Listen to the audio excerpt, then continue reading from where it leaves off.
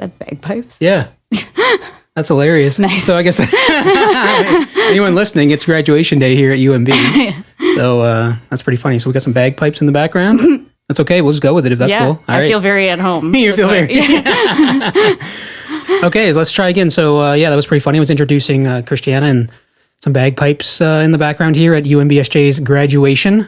But it was kind of appropriate because you were just saying you were in Scotland a couple weeks ago, right? Yeah. It was a viral communications presentation or something like that? Yeah, so I'm doing my PhD through the University of Glasgow right now, and I just went over to do some of my annual meetings and presented an event and did an exhibition while I was over there, kind of related to my research. So okay, cool. And that's your PhD research. Yeah. Okay, cool. So I've been bringing people on the show who are like from Sussex and the Sussex surrounding area, who have kind of like, in my opinion, have chosen like interesting career paths, or like career paths that require passion more than, and then you might not really know financially how things are going to play out. That's kind of how I put it in my head, being a musician.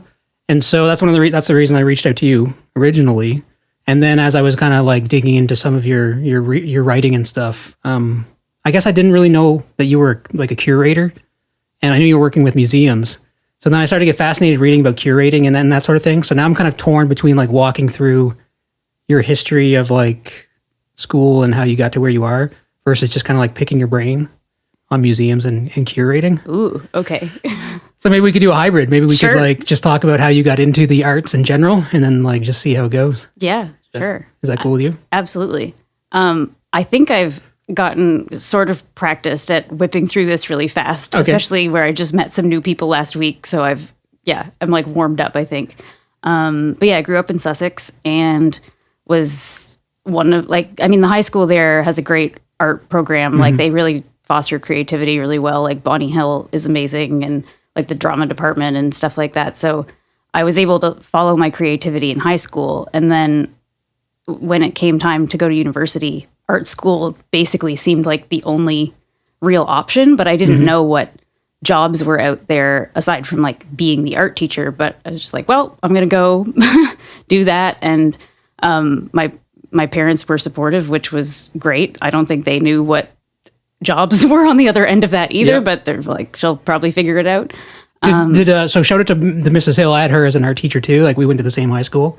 Did she influence you to go to art school? Absolutely. Yeah. Okay. Yeah. And she like helped get me into a program at the St. John Art Center that was like, helped me make my portfolio. And so, yeah, she was like a keystone for sure. Okay. Very cool. Yeah. And so then I went to Mount A and I did my Bachelor of Fine Arts in like painting and printmaking. And near the end of that degree, that was a wonderful program. I loved it. Near the end, I took a museum studies class. Okay. And in that kind of learned more about curatorial practice and what that means and kind of like the artistic nature of putting art on display, which I hadn't considered all that much before. And I think at that point I realized that unlike my classmates who were those like passionate, driven, like need to be in the studio, need to be making art all the time, I didn't really have that, but I loved like writing about and around other people's work and talking about it and promoting other people and like making spreadsheets and doing the stuff that a lot of artists don't like. Yeah. And I was like, I think there's something for me in there. So then I moved to Montreal for a bit and did some curatorial internships and things, and then came back and worked at the New Brunswick Museum in the like programming department, but really wanted to still get into curating. So I eventually went to Scotland and did my master's in curatorial studies at the Glasgow School of Art. And that's kind of the point where my like lived experience and my interests finally came together with the skills that I was learning and like the academic critical perspective. And then came back again. I've done some different curatorial projects and things. And now I'm working on my PhD through the University of Glasgow in art history, but with a very contemporary and like curatorial lens. Okay. So that's the condensed version. Yeah. Okay, cool. So when you're in Montreal in the internship, that came before you decided to go overseas to study curatorial to get your master's in. Can you say that again? Is it MLitt? Is that how it's written? Yeah. Which is just I don't know if they have those in Canada, but it's kind of like an MA, but it's in a year, and there's different subjects that you can do them in. But yeah. So yeah, I took 5 years, I think, between my undergrad and my master's, and in that time, worked at some galleries in Montreal and worked in some restaurants uptown, and for Tuck Studio, and then I was trying to do some projects, like was getting some Arts NB grants, and did an internship with Sculpture St. John, and it was just like really getting a handle on the different opportunities that you can have on the artist side, but even more so on like the creative admin side. Okay. Yeah. And the internship, is that difficult to get, or like you just how does that process play out for anyone who's interested in exploring? Yeah, I was. I'm glad you asked that question, because I was super fortunate to get an amazing career development grant from Arts NB that was a Quebec, New Brunswick kind of exchange grant. And so my professor at Mount A, Jerry Robson, got me in touch with Jake Moore, who was the director of the FOFA Gallery at Concordia at the time. And so, they didn't have to take on any financial risk of having this intern that they didn't know. It was Arts NB that supported me in being able to move there and get some money for working for free. And it was like such a game changer in terms of my understanding of what a curator does and what a contemporary gallery does. Okay. Were there some misconceptions or like any significant differences that kind of caught you off guard, whether they're positive or negative? I think it was just really eye-opening to be in a city where there was this ecosystem of art that was really artist-centric. Like St. John has Third Space, who I had gotten involved with as well, I guess after that. And I knew about artist-run centers, but to be in a space where if there's only one institution, then they kind of have to be for everybody, which I firmly believe in, and that's super important. But to be in this space where there's these specialized galleries that are like asking really nuanced, complex questions, and I think it's great to have both of those things. And I think that was the big thing for me, was there was all these like philosophical questions and like tangential things to explore, rather than it being like an educational pursuit. It was taking the artist's work and like building a world around it. Okay.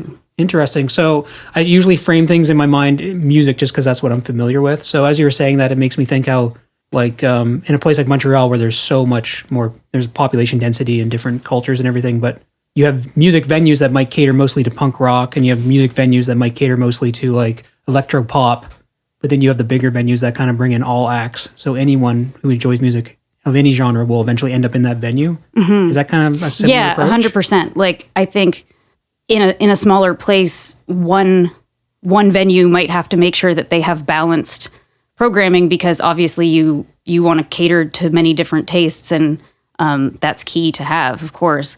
But what that population density gets you is the opportunity to like deep dive. And so I did, one of my internships was at Galerie La Centrale, which is a feminist artist-run center, and has kind of a new media slant. So that was really cool too, to like get just into these more niche areas and learn about artists that were maybe not in the mainstream as much as others.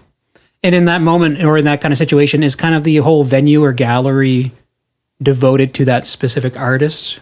Like the whole space is used to make that, to put that forward? Like there's not different rooms involved? Is that making any sense? Sometimes, yeah. They do tend to be on the smaller side. So it might be like a series of solo shows.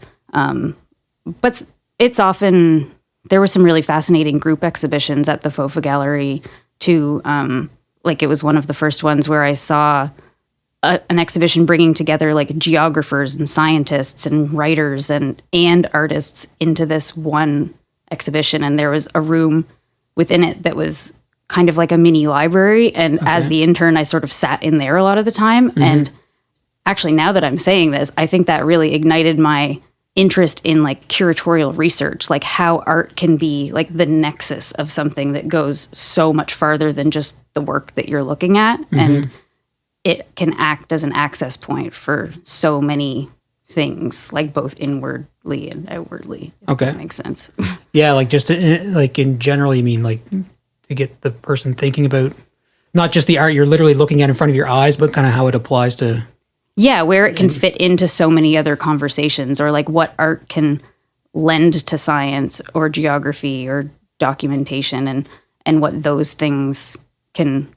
Knowing about those things can lend to a creative practice as well. Okay, I was reading your article. I think it's a couple years ago now, but forgive me, the artist's name. I'm sure you'll remember it, but I hope so. It was the one who it was like sculptures of slugs. Oh yeah, out in British Columbia. Yeah, the snails are back in town. Yes, I was super proud of that title. That was a great read, and then actually, it's funny because you touch on how snails. The imagery of a snail is used throughout history, and then there's like a picture of an old manuscript where there's a snail, and is the person battling the snail, I think, maybe? And it just made me think like, oh, I didn't understand that the snail and the significance and kind of the, you kind of mentioned, I think, the golden ratio of the shell, and I was like, this is really fascinating that this is art, but at the same time, it must have this bigger meaning if snails continue to show up throughout history in that way. Yeah, and that's a great connection to my PhD research, actually, because what my research looks at is basically how that has happened with viruses in visual culture. Okay. So we apply meaning to these things at some point, and it sticks. And we might, like, the people later might think that they're taking this symbolism and doing something new with it, but we can only ever base things off of what came before. So even if it's not conscious, there's all of these meanings and connections that have been established in the past that reverberate for a really long time. And I started noticing all these snails and then basically fell down a rabbit hole of like, they're everywhere. Okay. Like, it's been happening the whole time. That's interesting. So yeah. That's interesting. So, okay, so you view viruses as having a similar effect? Is that the right way to think about it, or... Yeah, I think so. Like during the height of COVID, that was when I had started to think about, I knew I wanted to do a PhD and I just wasn't 100% sure what my topic was going to be. And my master's was the first time that I integrated my interest in like illness and the body with artistic practice. So that was very focused there. And then as all this was happening, I was like, surely this is going to have a massive impact on art. Mm-hmm. And I've studied art history. I'm not an art historian. Like, I'm no expert in any particular movement, but I knew that like the Renaissance followed the plague, for example. So there's been these big turns in art history after these health crises. And so I was like, I think somebody should write this down as it's kind of unfolding, because there's all this rhetoric that's being thrown around, and like Trump using viral language to describe immigration and refugees, and all of that can be so damaging to people, of course, but also to illness. And I mean, that happened during the AIDS crisis too. And so now I'm looking at what kinds of themes and metaphors we're seeing in art now that there's this virus that's kind of in everyone's collective consciousness. Okay. And from a curatorial side, what that's driving in terms of what's being platformed. So, for example, there's so many artists who were AIDS activists who are having retrospectives now that have maybe been dead for 20 years, but their work has this kind of like reinvigorated urgency. Mm-hmm. And I'm really interested in like why that is. Like how are we connecting a virus to a past virus, and what themes have damaging or otherwise have been assigned to these diseases in the past, and how are we rehashing those now? Okay. Like dormant symptoms, kind of. Okay. Do you notice anything specific that's kind of like reappearing from the AIDS crisis? Like, I mean, I would never have even associated an art movement with a viral crisis or anything like that at all, to be honest. And like, I would never think, oh, during the AIDS crisis, artists were reacting to that and putting out art like that. So do you notice any sort of thing that kind of like weaves through time, or is it kind of like each one a little unique? I think the theme of transformation is a big one. Okay. Like during the AIDS crisis, there was a lot of protest art and new media, and but I think with COVID, it's been like, you know, that whole new normal, like we're going to come out the other end of this in some kind of renewed state, and also this kind of conflation with the political dynamics of the time too. Like all of the upheaval kind of gets smashed together, like describing racism as a virus and like police brutality as an epidemic. And so like the language gets kind of all mixed up to a point where people's fears of the disease are conflated with their social fears or whatever the most urgent thing in society is. Okay. And I mean, back in the AIDS crisis, people would describe like LGBTQ plus people as, you know, like viruses, and that they were invading and infecting other people, and that infection gets really, really messy when you're talking about a real infection, like a biological infection, but then a perceived infection of somebody that you don't agree with or don't think deserves rights or to exist. And yeah, it's interesting that language kind of gets weaponized, right? Like that's totally. That's what happens, is it? Yeah, like so I could see with the AIDS virus, yeah, you could spin that language and say the people with the virus are the problem or something dangerous like that. That is obviously not true. Like that's not the right way to look at it.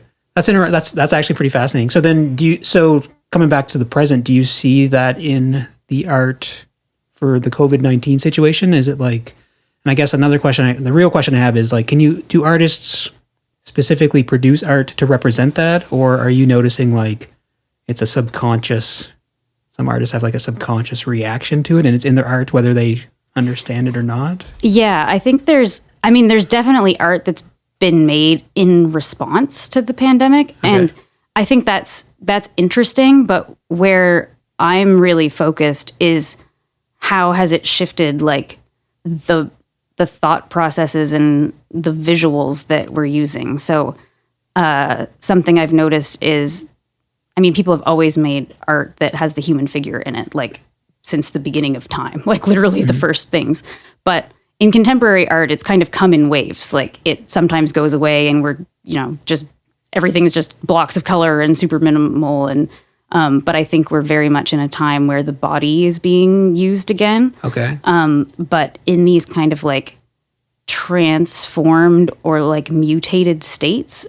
And I think there's almost this like fantasy component too. And it's usually the body being mixed with like nature, which I think is very much in like the climate anxiety, climate crisis space. And then sometimes it's mixed with tech, like a cyborg sort of situation, which I think people are also very afraid of, like what's AI doing and security and privacy and surveillance and things like that.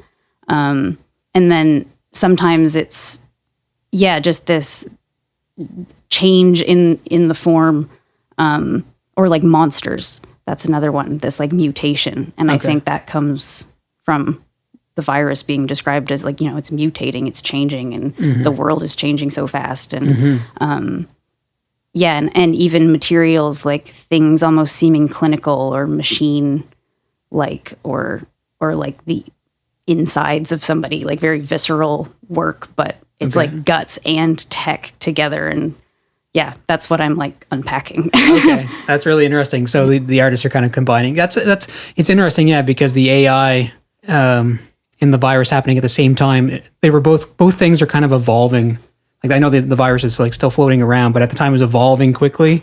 In AI, they use that word evolving with AI, you know, and that it's evolving quickly too now that it's out and kind of like spreading across the internet in some way. Yeah, spread and growth is another big one. And I think that is, you know, when we think about spread, there's like population spread, like diasporas of people moving across the globe and people who don't want that to be happening. And there's tension there. And I think that those artists were making work about that before, but often the way that's kind of where the curator comes in, because maybe the work was made before, but now it's being written about and displayed in a world where we can't take the lens of COVID off, like whether we like it or not. So we're seeing things through this now. There was a show I saw in New York that had this piece called Contagious Unemployment in it. And it was all these like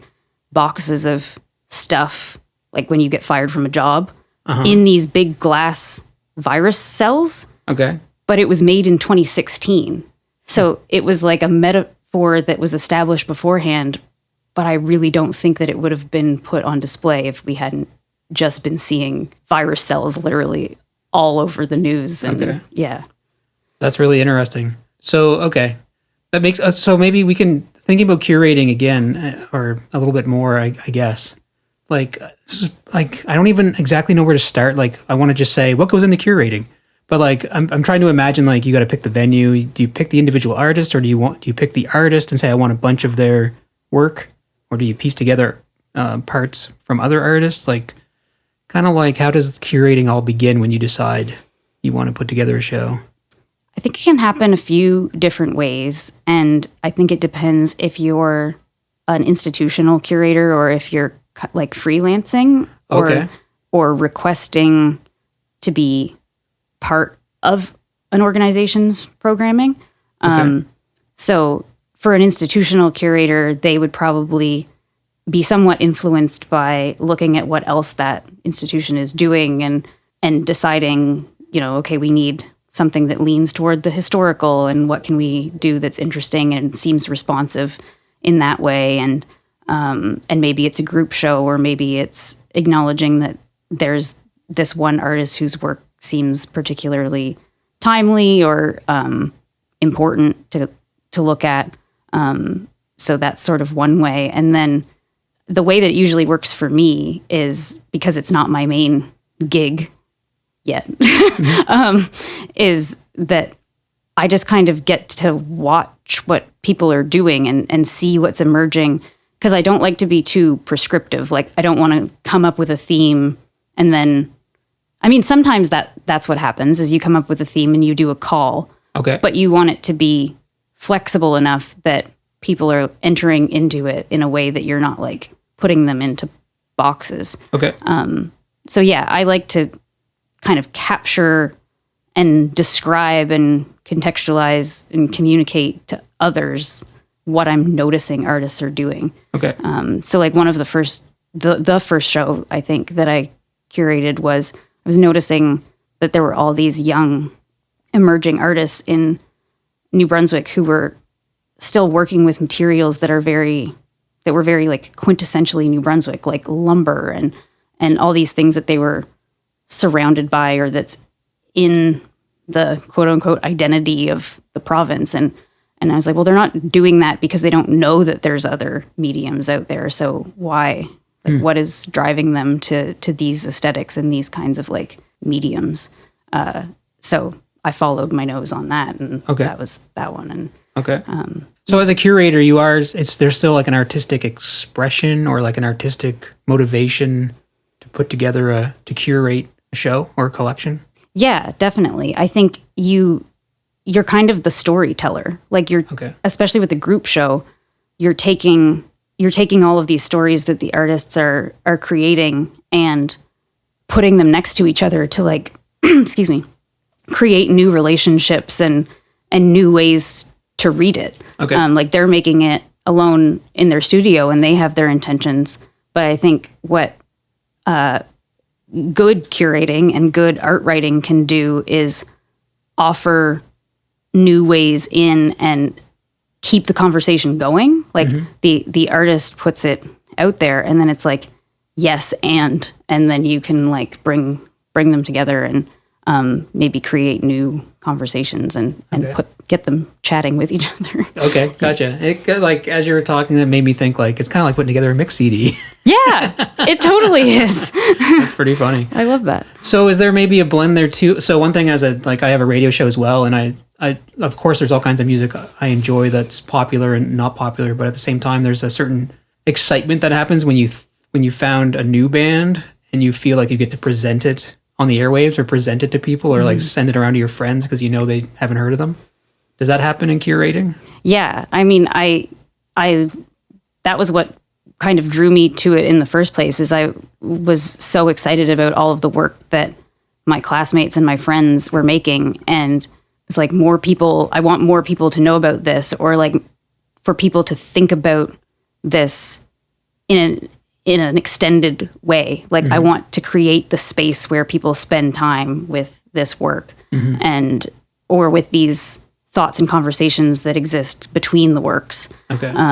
So yeah, when I see people who are doing something really interesting, I like bookmark that in my mind. And yeah, I love the opportunity to put somebody who's like never had a show before next to someone who's more established, and people in between. And yeah.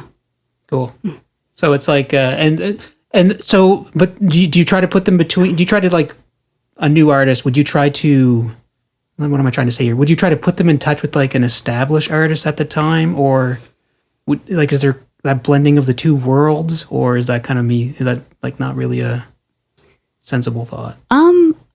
I think, well, ArtsLink NB has like the Catapult program and some mentorship programs that are amazing for exactly that, where it's like pairing people up that someone's more established than the other, but they share values and curiosities about the way that whether it's writing or visual art or music, the way that other person does things. And I think that those relationships are so valuable because like the art world, no matter what kind you're in, there's so many ways to be an artist, and there's so many exceptions. Like you asking, how does it work? It's like, well, it depends. It always depends. Okay.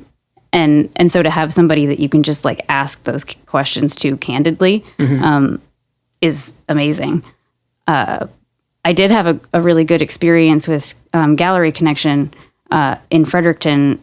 I kind of came on as a curator for a show called Roadside Attraction, and it was kind of like a collaborative curatorial experience. Like the artists were selected already, but the show got delayed because of COVID, and so we ended up being able to meet and like talk about different texts that I'd like pick out, and I'd get to hear about their work like in an ongoing way instead of just like picked, and then I go away and write something. It was like, it came together, and some of them stuck with the work that they had initially proposed, but some of them ended up changing the work that was going to be in the show based on the conversations. And so it kind of grew together, which I'd love to do more of, to integrate the artist conversations and them getting to know each other, because sometimes in a group show situation, they don't meet till the opening. That's super normal. Yeah.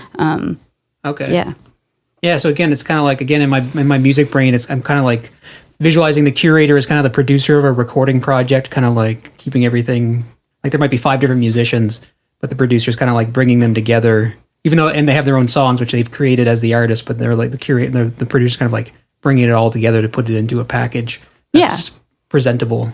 Mm-hmm. Yeah, I think so. That's very cool. Yeah. So maybe I'm just kind of going off on a museum tangent a bit. What do you think the role is of a museum in society? Whew, that is a big old question. Yeah, that's a big one. I think it's changing for the better. There's so many conversations right now about, like, the International Council of Museums a couple years ago literally changed the definition of what a museum is. Oh, really? Okay. From, I should have looked at this before, but something like an educational space for the public to come and learn stuff, to like a community participatory space where voices are heard and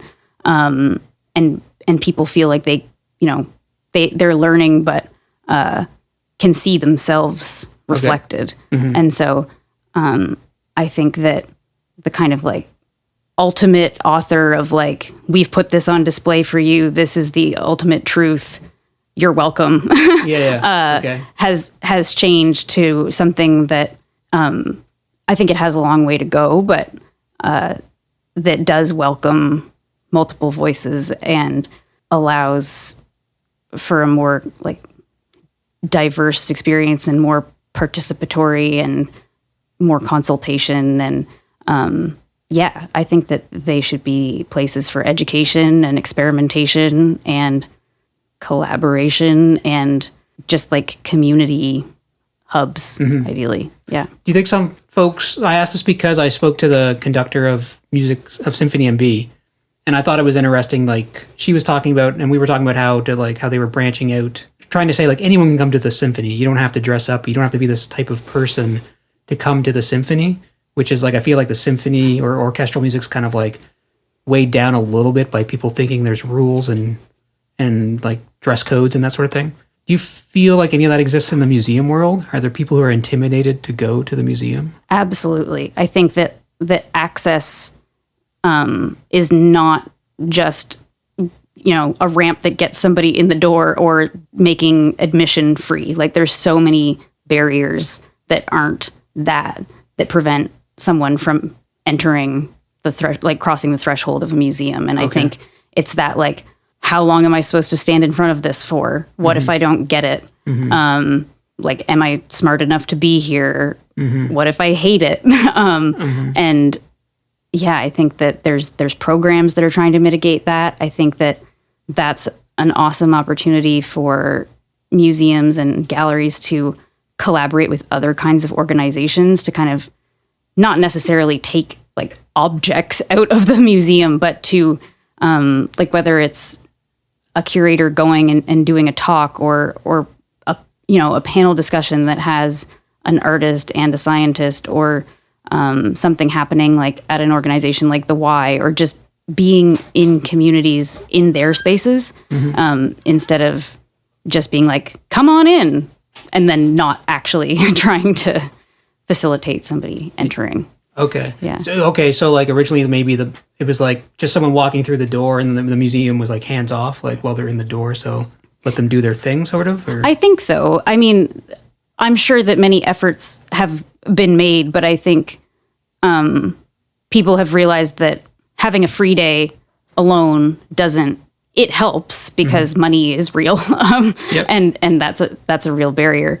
But like with the symphony, there's more to it than that. So making the price accessible or free doesn't on its own make someone feel welcome in a space that they wouldn't otherwise. And that comes from what gets programmed too. Like if somebody's coming into a history of such and such a place exhibit and they don't see anybody that looks like them, or any mention of anybody who's like them, they're probably not as likely to come back because they don't feel like their history is there, or there's nothing for them there.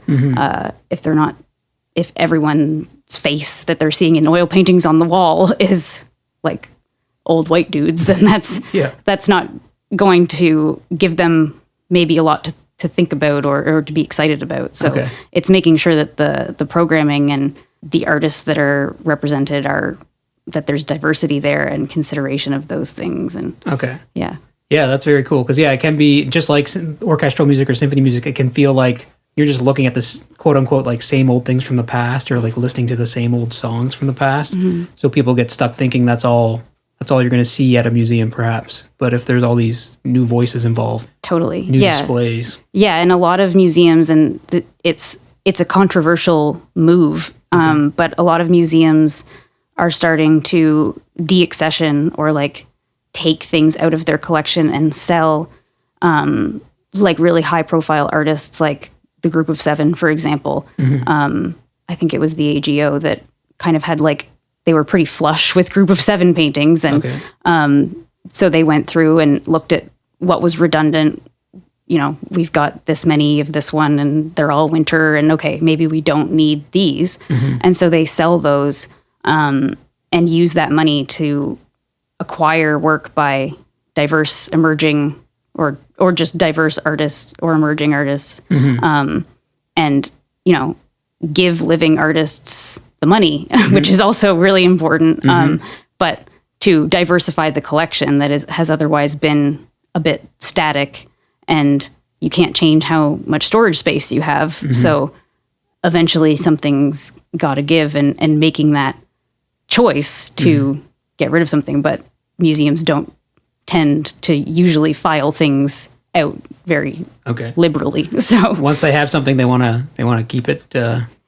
If it's a public institution, because technically that collection belongs to the public. So you're effectively selling off something that belongs to the people. When you're meant to be a repository. So it's a very long and complex process to decide to deaccession something and why. And so a lot of the time what happens is a museum might, if they don't need it, they'll offer it to another institution first, because maybe they have something from a country that's far away that's not really in their mandate to be exhibiting, and that object would be much better served, and the community of where it came from would be better served if it went back to, if it was like something that someone bought and then donated as part of their estate, or something that doesn't tell a story that really like serves that institution, but would somewhere else. Gotcha. Yeah.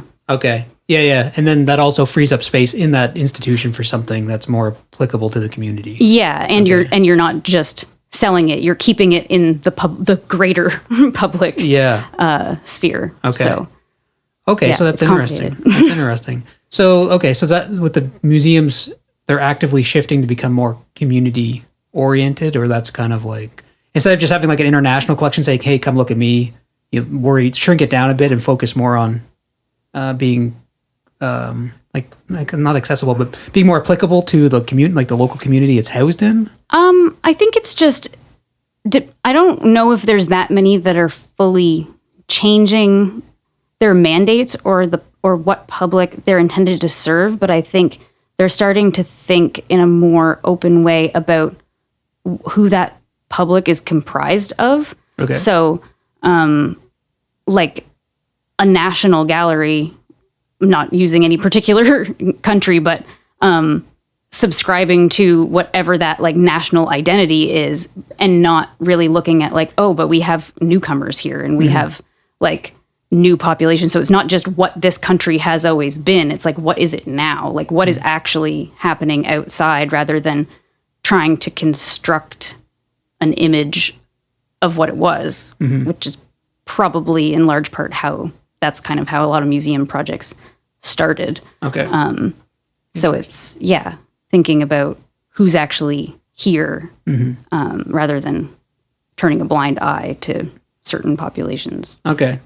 Yeah, that's interesting, because I would have to admit, like when I think of a museum, I automatically would think of like it's a collection from the past. But obviously there's exhibits and showings that are always rolling through that are new and updated. So that's interesting to think about. Yeah, and another part of it too is like maybe there's gaps in the collection for a reason. Like maybe a lot of the artwork in the collection is by men, but that's a story that can be told too.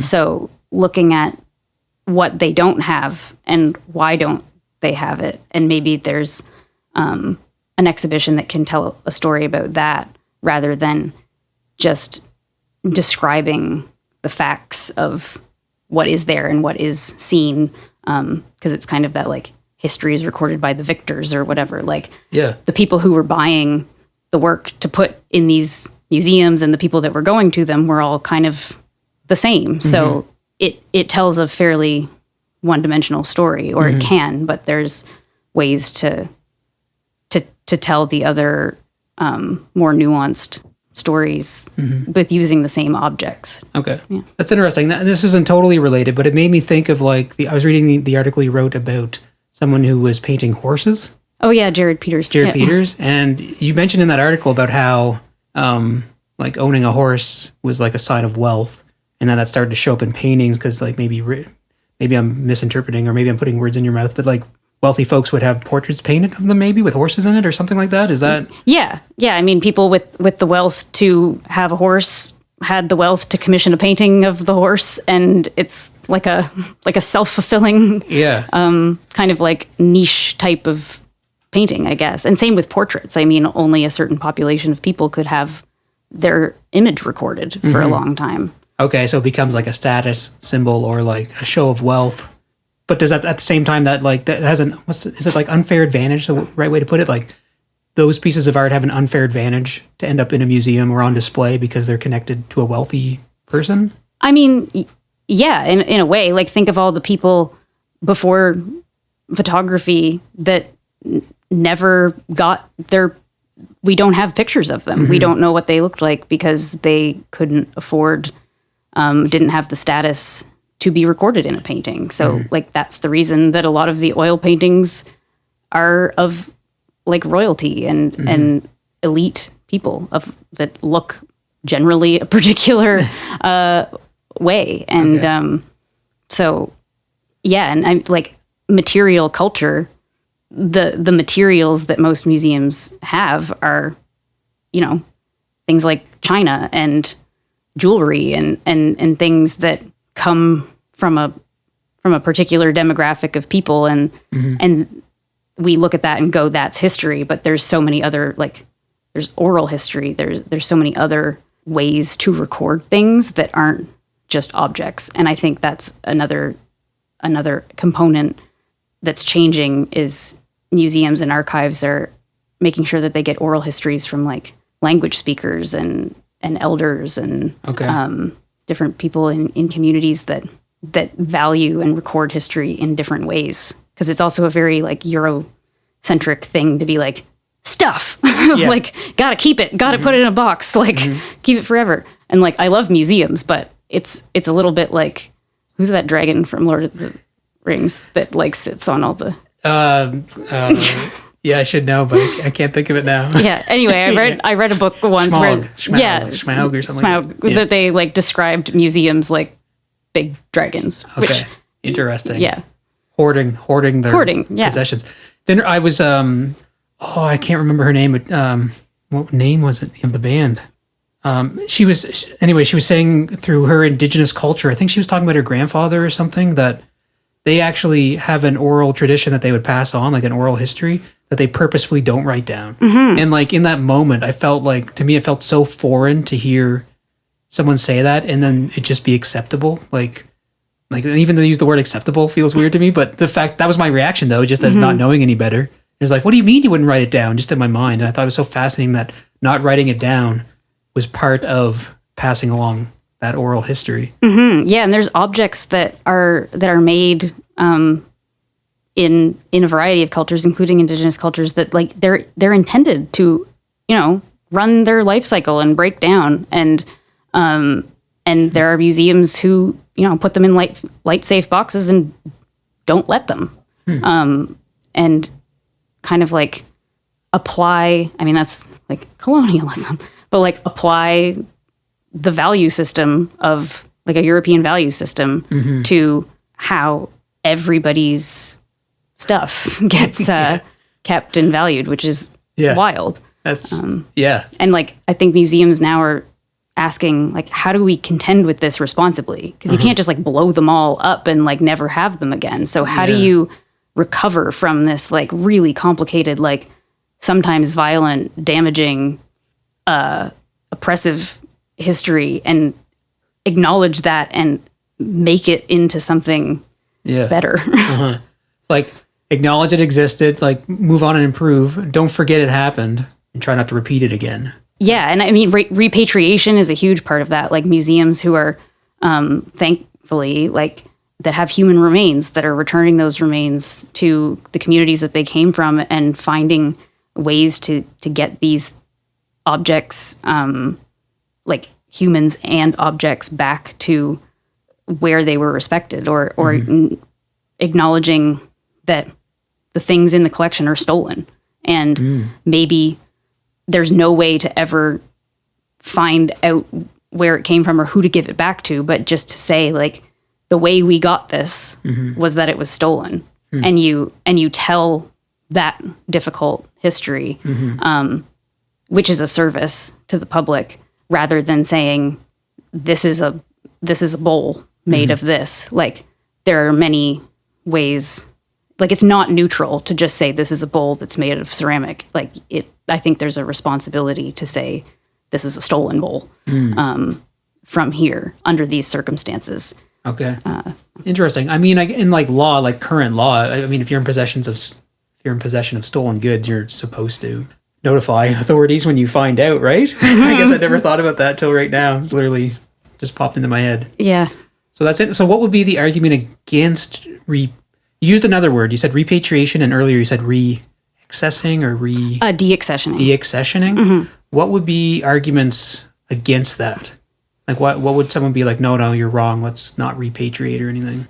I think to be blunt, I think it comes from that hoarding mentality of the, like, to quote Indiana Jones, like, this belongs in a museum, like that these things are a collection and it belongs together, and that there's a story to be told from them being there. Okay. And I think that there's some truth to that, but depending on the object, if someone's asking for it back, that is a very important thing to explore. And I think that that's the difference between something that was stolen under duress versus something that might have been purchased, like with an actual exchange of value from someone of a culture that then someone donated to the museum. Like, that provenance makes sense. Okay. But I think that the reason is basically,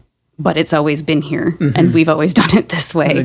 And it's hard because sometimes who do you give it to? Like, because there might be multiple people arguing over who should have it back, like, who's getting it back if it's been in a museum for 300 years. So it's like really, really complicated.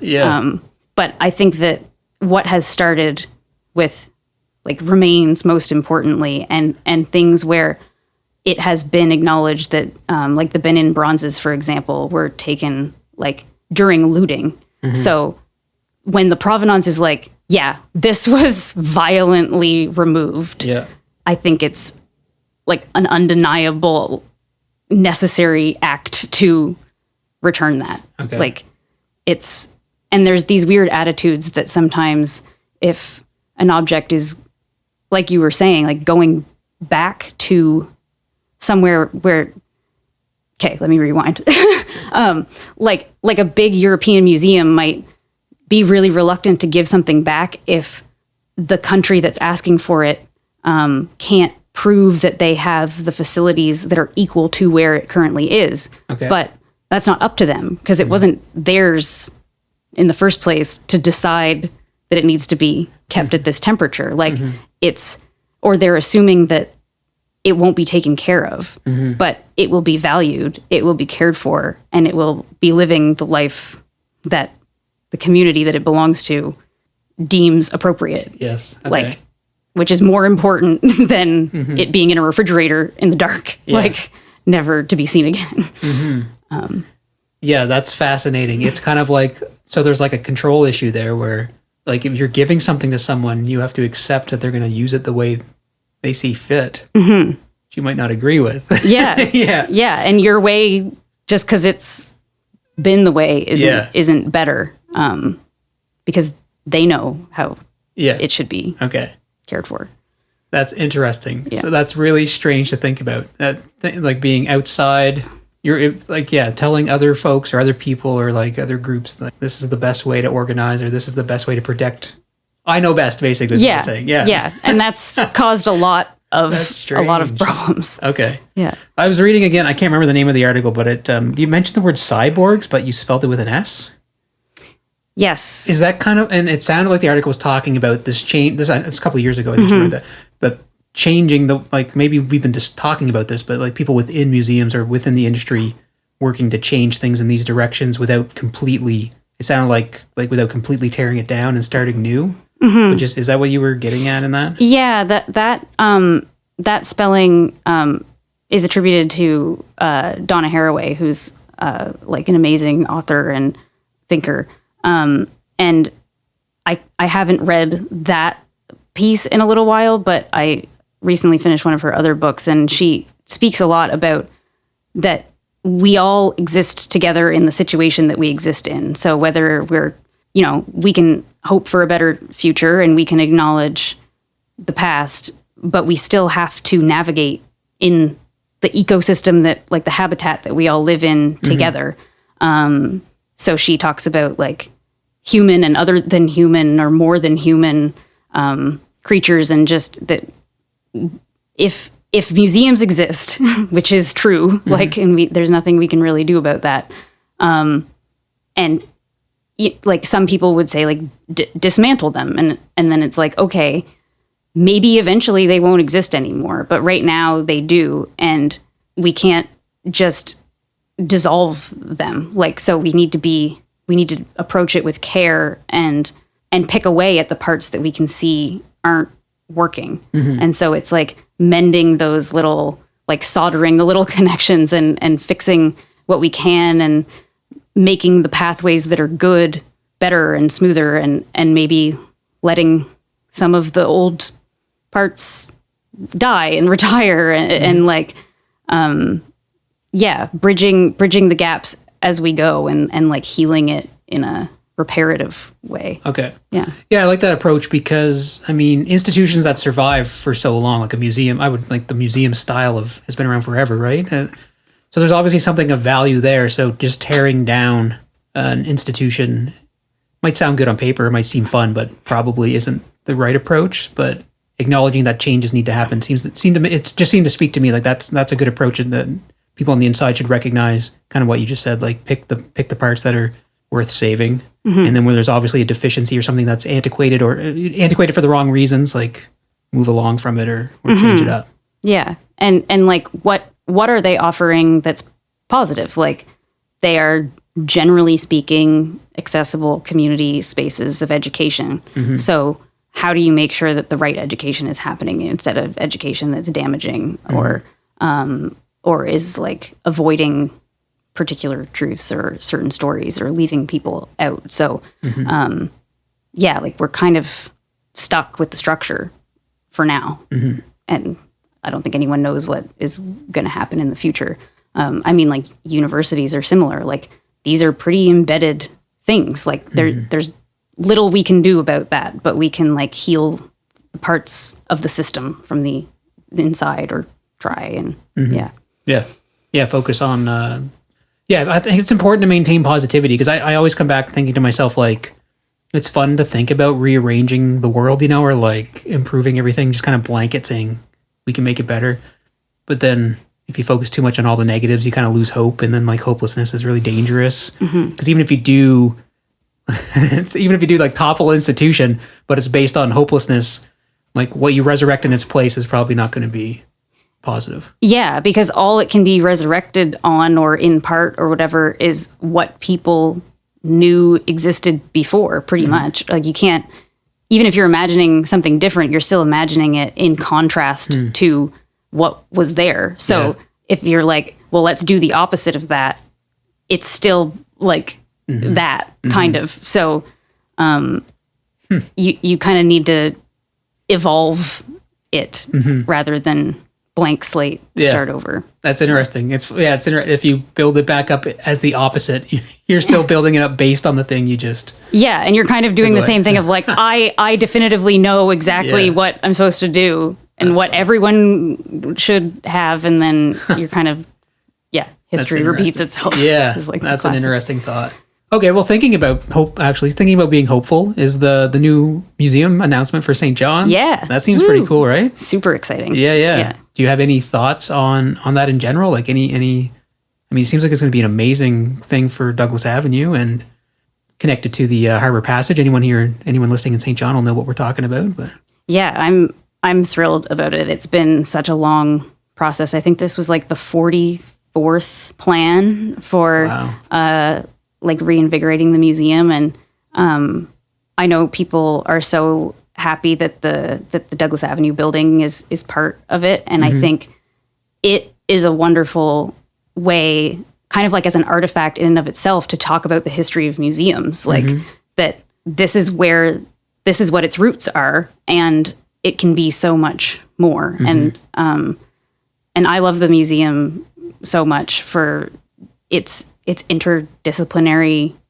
opportunities for storytelling. Like the archive has, documentation about scientific discoveries and like paintings of landscapes that have the plants in them from the botany collection. Like it just spans, it's so comprehensive, and it works together so well. And I'm really excited for, I know that everybody there wants to tell those stories and like tell the story of New Brunswick in a way that really reflects like the potential of the collections and how amazing they are, because they're remarkable, and they just haven't for a little while had the space to show that. To have them on display. I think to be honest, when I first moved to St. John, I didn't even know, it might have even taken me a couple of years before I understood that building on Douglas Avenue was even connected to the museum. Like, I feel like probably still a lot of people hear museum, St. John, and they think the Uptown Museum. So it's probably just worth pointing out that's there. That's there right now, the building that's there. That's an archive building? Yeah, it's the Collections and Research Center. So up until 1996, that's where the museum was. Okay. And then it moved over to Market Square. The exhibition center moved over to Market Square. Okay. And Douglas Avenue stayed as the Collections and Research Center. Okay. And so now they're building this wonderful modern, like the Diamond Schmidt architects that are doing it came up with this wonderful design that looks great from the water. It'll look great on the street, and but integrates the Douglas Avenue building as kind of almost like an entry space or like a public engagement kind of space. So yeah, cool. Maybe just I know it's been about an hour, which wow, seems like time is flown by. If I could just quickly ask you about writing, maybe just a couple questions, sure, and we'll finish up.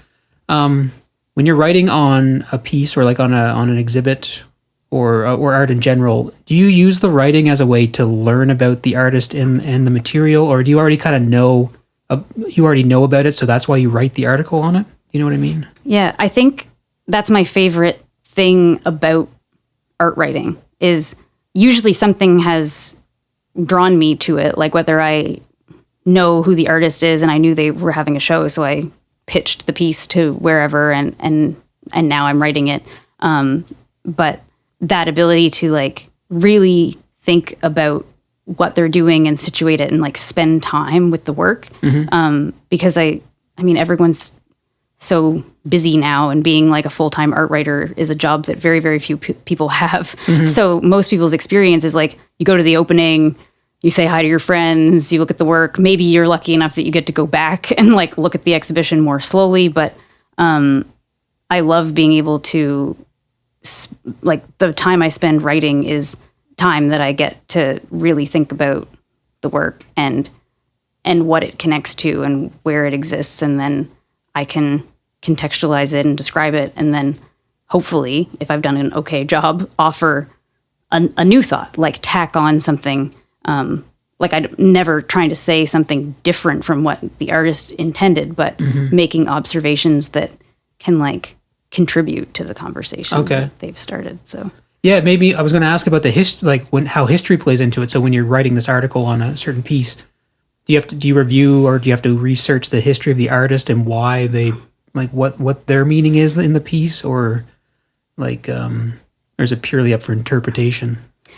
I usually try to do a bit of both, like talk about, usually the artist has provided some kind of text about it, or if I'm lucky, I can talk to them about it and start out by describing it and situating it in their practice too, and like their interests and what their motivation was, and then move after that into interpretations of my own or connecting it to something external, whether that's like an art historical lineage, like with Jared's horse paintings. Like that connection was really strong. So I kind of like dove into that a little bit, but maybe sometimes it's something political that's going on, or maybe it's something about the material, but kind of being like, what else can I put this next to and say something about?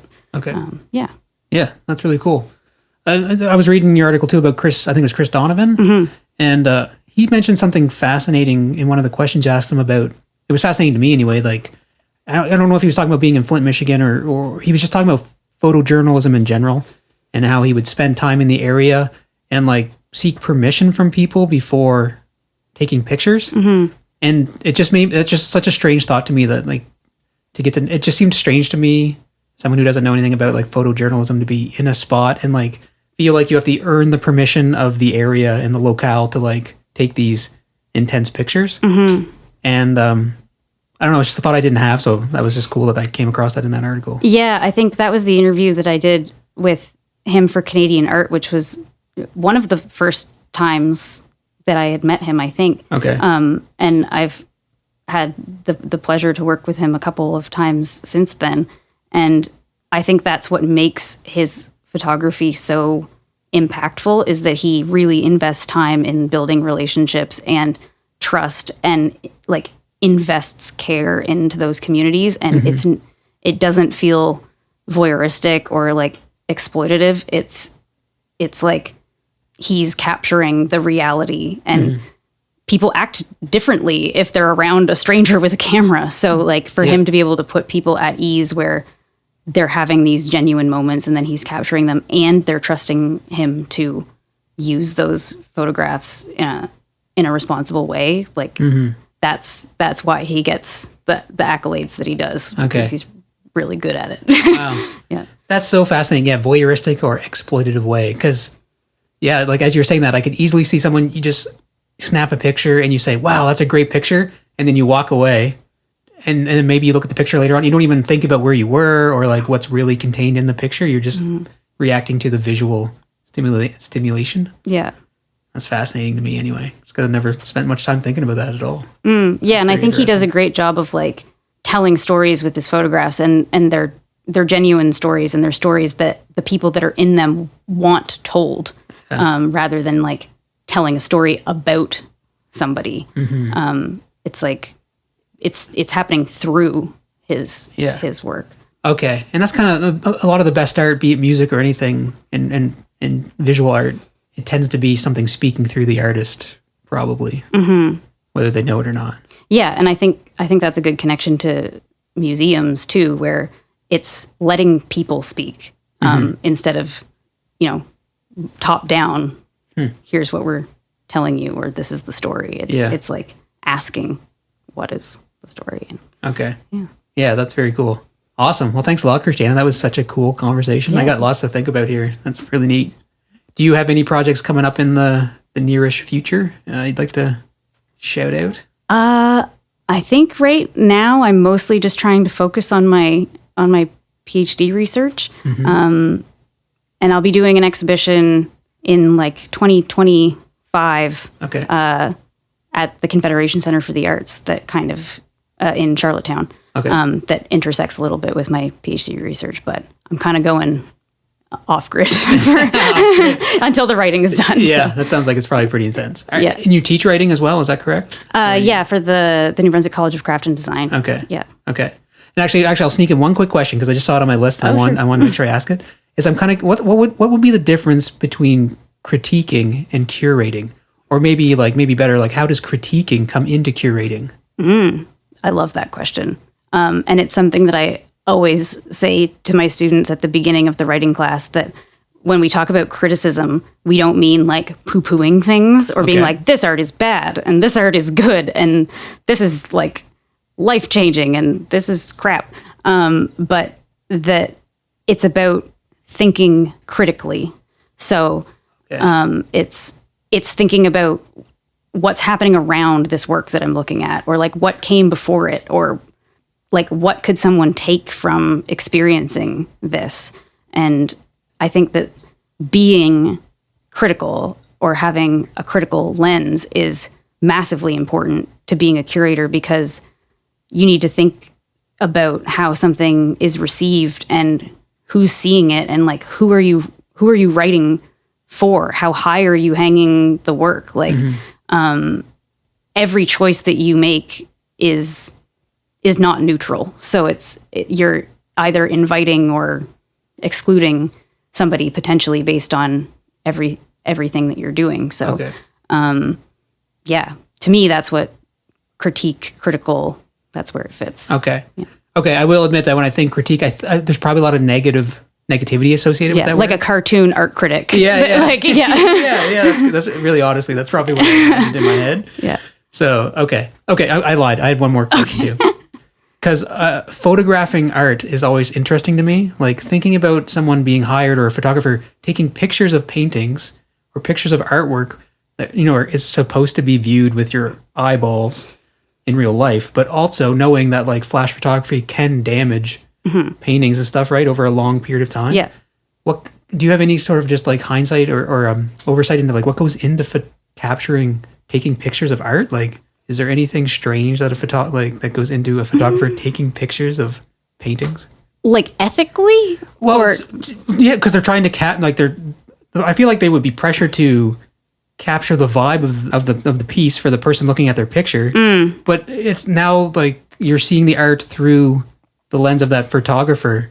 So yeah, I kind of wonder like what's it like for that person to, and then there's the technicalities too of like flash photography and stuff. But like how does a photographer capture that in a picture? I don't really understand how.